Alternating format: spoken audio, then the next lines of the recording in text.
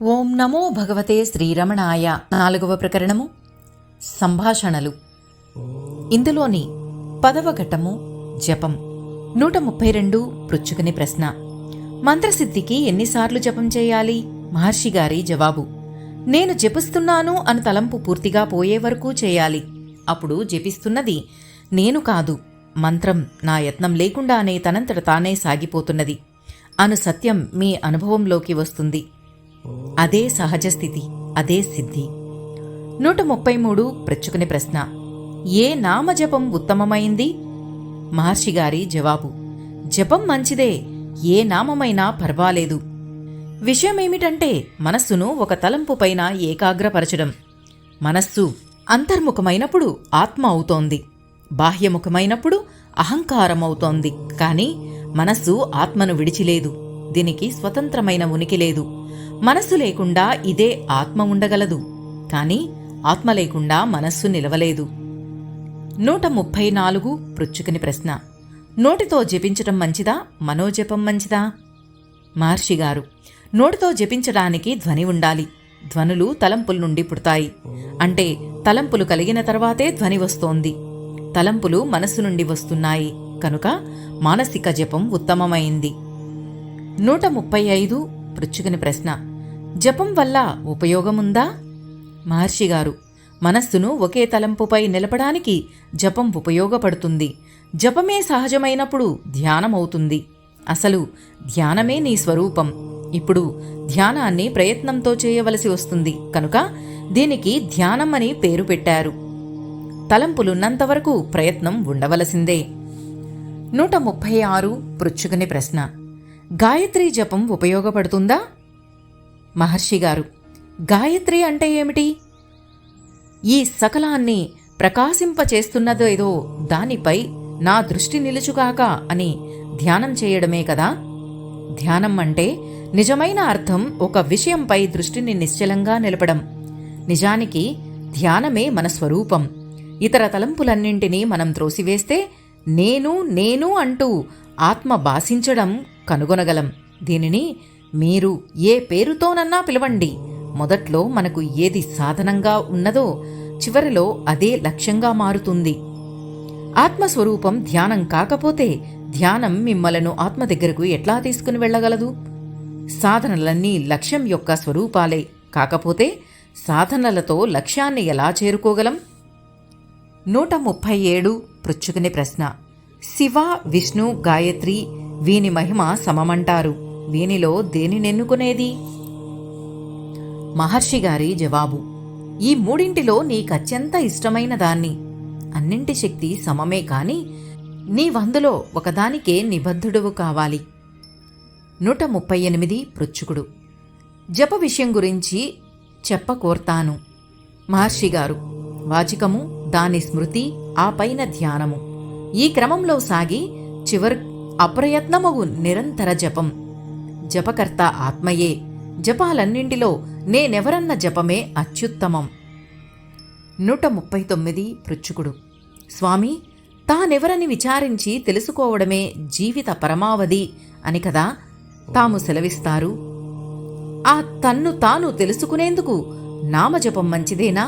దానివల్ల ఆ పరమావధిని చేరగలమా? మహర్షి గారు: ఆహా, మంచిదే. అదే క్రమంగా ఆ పరమావధిని చేరుస్తుంది. పైదంతా పోతే నామమే ఉంటుంది.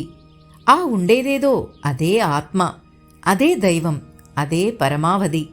నామజపం అంటే ఆ దైవానికి ఒక పేరు పెట్టి పిలుస్తున్నామన్నమాట. ఇష్టమైనది ఏదో ఒక పేరు. 142 పృచ్ఛుకుని ప్రశ్న. ఆ విధంగా ఏదో ఒక పేరు పెట్టి పిలిస్తే, జపిస్తే ఈశ్వరుడు ఆ ఇష్టదేవతా రూపం ధరించి వస్తాడా?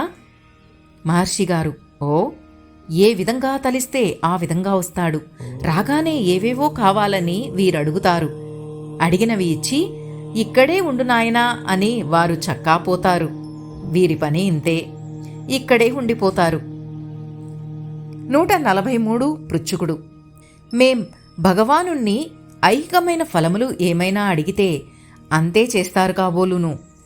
మహర్షి గారు విని విన్నట్లుండి మాట తప్పిస్తూ, అందుకే వారికి అనగా భగవంతునికి రావాలంటే భయం. వచ్చారా? నీవు రిటైర్ అయి నీకున్న శక్తులన్నీ నాకు ఇచ్చివెయ్యమంటారు. పైగా ఉన్నదంతా తనకే తప్ప మరెవ్వరికీ ఇవ్వరాదని కూడా అంటారు. అదే వారికి భయం. అందుకే రావడానికి ఆలస్యం చేస్తారు. 144 పృచ్ఛకుడు. మహాత్ముల విషయం కూడా అంతేనా? మహర్షిగారు, సందేహమేమి? కొంచెం చొరవ ఇచ్చామా మనపైన అధికారం చెలాయించడానికి ఆరంభిస్తారు.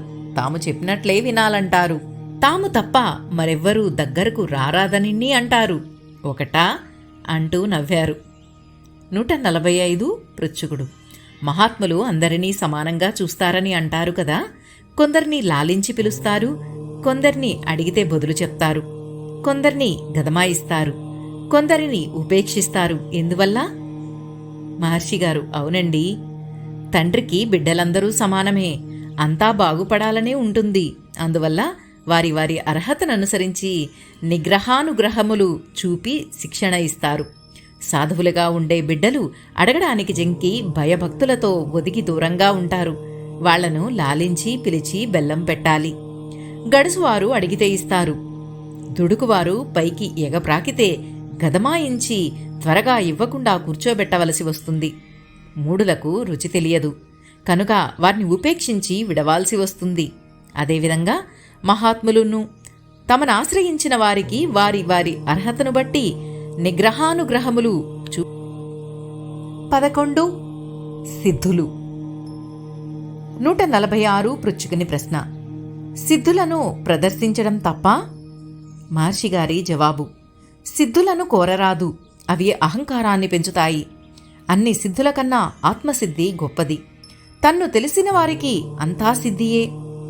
ఆత్మసిద్ధి లేకుంటే తక్కిన సిద్ధులు స్వప్నసిద్ధులతో సమానం. 147 పృచ్ఛకుడు. జ్ఞానం పొందక ముందు సాధించిన సిద్ధులు అనగా మహిమలు జ్ఞానం పొందిన తర్వాత నిలుస్తాయా? మహర్షిగారు, తప్పకుండా నిలుస్తాయి. జ్ఞానానికి సిద్ధులు అడ్డం కావు. ఇవి మోక్ష మార్గానికి అడ్డు కావచ్చు. 148 పృచ్ఛకుడు. పతంజలి యోగ సూత్రాల ద్వారా సిద్ధులు సంపాదించడం మంచిదేనా? మహర్షిగారు, ఆత్మదర్శనం ముందు ఈ సిద్ధులన్నీ ఉప్పచప్పన, వట్టి నీడలు. ఇవన్నీ మనసు యొక్క అభ్యాస పాఠవం మీద ఆధారపడి ఉంటాయని పతంజలే చెప్పారు. 149 పృచ్ఛకుడు. ఆత్మజ్ఞానంలో సిద్ధులు కూడా ఉండునా? మహర్షిగారు, నిత్యము అత్యంత పరిచితము అయినది ఆత్మ. సిద్ధులు నిజాయితీయాలు, సిద్ధులు విజాతీయాలు. ఒకటి ప్రయత్న సాధ్యం, రెండవది కాదు. సిద్ధులు మనస్సు వాంఛించేవి. వానిని అదుపులోనే ఉంచాలి. మనస్సు నశిస్తే కాని ఆత్మ సిద్ధించదు. అహంకారం ఉంటేనే సిద్ధులు వ్యక్తమవుతాయి. అహంకారం ఉంటేనే పరులు గోచరిస్తారు. అది లేకుంటే వారూ కనిపించరు. అహాన్ని తొలగిస్తే ఎవరికీ బరువు తెలియదు. ఇట్టి ప్రశ్నలకు తావులేదు. ఆత్మజ్ఞానానికి సిద్ధులతో పనేమి? ఆత్మజ్ఞానంతో పాటు సిద్ధులూ కలగవచ్చు, లేకనూ పోవచ్చు. ఆత్మానుభూతి పూర్వం వానిని కోరి ఉన్నవానికి ఆత్మసిద్ధి తర్వాత అవి స్ఫురించవచ్చు. అట్టివేమీ కోరకనే కేవలం ఆత్మానుభవమే అభిలషించేవారున్నారు. వారట్టి శక్తులను ప్రదర్శించరు. ఆత్మజ్ఞానం కలిగిన తర్వాత కూడా సిద్ధులకై యత్నించడం, సాధించడం ఉంది. కాని అట్టివి ప్రయోజనాన్ని అర్థించనవి, అంటే పరుల మేలునకు ఉపయోగించేవి.